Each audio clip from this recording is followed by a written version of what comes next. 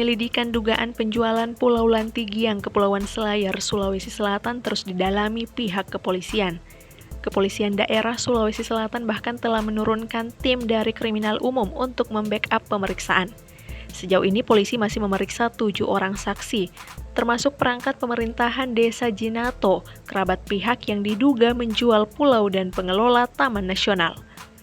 Pihak kepolisian juga telah berkoordinasi dengan pihak pemerintah daerah Selayar untuk mengumpulkan bahan keterangan. Hal itu dilakukan mengingat Pulau Lantigiang berada di kawasan konservasi yang masuk pengelolaan Taman Nasional Takabonerate yang tidak mungkin dimiliki perorangan. Krim juga sudah menurunkan anggotanya untuk melakukan pemeriksaan. Sekarang ini kita lagi koordinasi dengan pihak Pemda.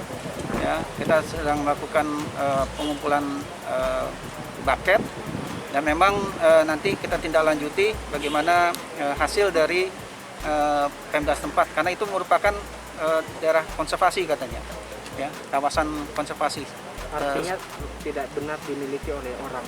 Ya, secara ini tidak kalau daerah konservasi kan tidak bisa dimiliki apalagi diperjualbelikan. Penyelidikannya hukumnya sejauh mana Pak? Masih dalam penyelidikan kita.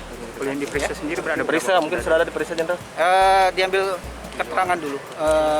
Pemeriksaan ada 7 orang ya, kalau tidak salah. Baik kepala desa maupun juga dari dinas konservasi, ya termasuk kepala balai ini. Ya.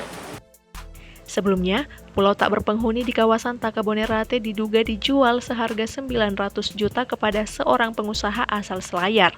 Sebagai tanda jadi disebutkan telah ada pemberian panjar sebesar 10 juta yang disepakati antara pembeli dan penjual. Diketahui Pulau Lantigiang merupakan kawasan pelestarian alam termasuk dalam Taman Nasional Takabonerate. Dari Makassar, Suparman, Fajar.co.id melaporkan.